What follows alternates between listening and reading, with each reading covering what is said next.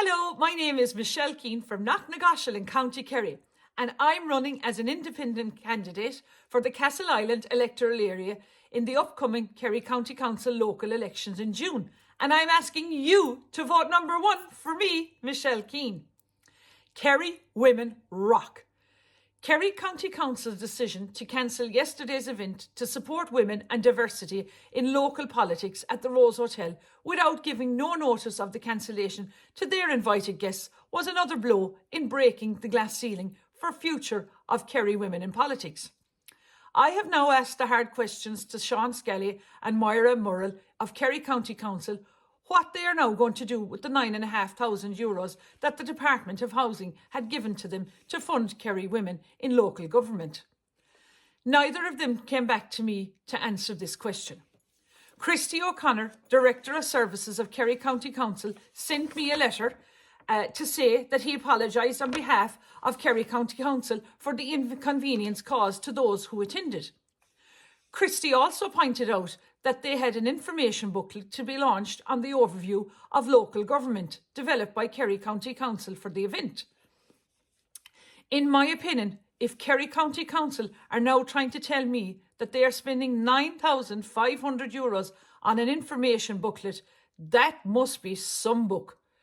It's not a fancy booklet that we budding female Kerry politicians need. We need financial supports in place to fund women's campaigns if they decide to run for local politics. Now, given the likes of me, a booklet 7 weeks away from polling day is quite frankly no good to me. There was no sign up by Kerry County Council in the Rose Hotel to say that the event had been cancelled. I was so taken back though when I saw a sign saying Kerry County Council interviews being held there. Now, in my opinion, is this not another form of squandering monies in Kerry County Council, who have one of the largest buildings in Tralee, have no room to hold interviews? And that they have to hold a meeting for interviews in a hotel room makes no sense to me. Kerry women made huge sacrifices to attend yesterday's meetings. Some are mothers to autistic children. One lady had to pay for a babysitter.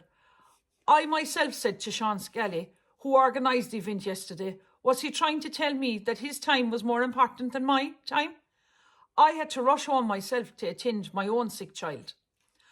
I want to say a huge thank you to all the people who contacted me yesterday in support of us, the future budding Kerry women in local government. The amount of fantastic Irish men that contacted me in solidarity of the non-event told me some hair-raising, factual stories of the type of squandering of monies by Kerry County Council. Look, but lads, those stories are now for another day. In fact, one guy said I had his number 1 vote, as he felt if I got elected, he said I would really question and challenge Kerry County Council. Look, despite yesterday, I'm still game on, and it's all guns blazing now to get elected to Kerry County Council. Look, we all know that while Kerry County Council systems may be flawed, there are some amazing people working in there who do great work. And I'm sure if everyone sat back on the ditch and did nothing, sure, we couldn't improve anything. And I want to make change and help Kerry County Council make Kerry and the electoral area of Castleisland great again. I have the passion and the energy to take on this role as councillor. But look, lads, I'm not a fool. I'm up against it, but I will just plough on at grassroots level and continue with my door-to-door canvassing. After hearing Roderick O'Gorman speak again yesterday, how he intends to target purchase of medium and larger turnkey properties to house these scum of the earth, undocumented criminals, in my opinion, who have raped women and tortured children. If he is allowed to do this, the government, in my opinion, will force people out of their big houses and make them live in small apartments to allow these asylum seekers live here. How is this criminal not locked up after what he has done to our country on March the 8th?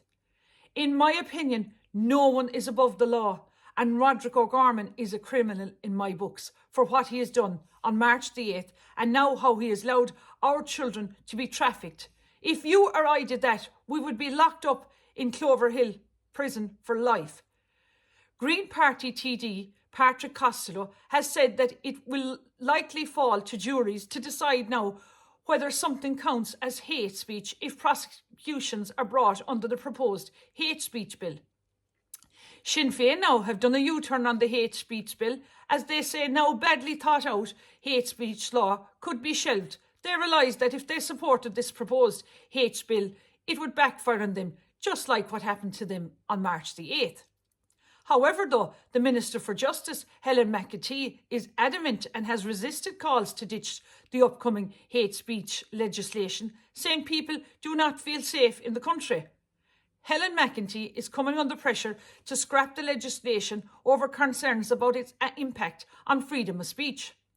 Former Justice Minister Charlie Flanagan said it should be brought back to the drawing board, while Fine Gael TD Michael Ring called the government to abandon the bill. If this hate speech law, in my opinion, is passed, it will give the Gardaí power to come into your home, take any device belonging to you and arrest you immediately for hate speech. I don't know where the government are going to get prison beds to house us all, as we will be all arrested if this hate law comes in. People won't be allowed to have an opinion or voice an opinion if this law comes in. Look, I'm getting my speaking now before it's only a matter of time before it comes in if we don't get this government out of office. Every day of my campaign trail, people are educating me and asking me to be their voice in the kingdom to expose the wrong that has been done to them. I tell you, there's another brook in me after this campaign is done and dusted, and I reckon it will be a bestseller yet. Look, I'm not either left or either right. I'm a straight talker and voicing my opinion and concerns while running as an independent candidate. Irish people now want change. This cobbled together cartel of an Irish government, including Fianna Fáil, Fine Gael, Sinn Féin, the Social Democrats, the Healy-Rae dynasty, the People Before Profit, Labour and the Green Party, need to go immediately, and a general election needs to be called. The game is now up.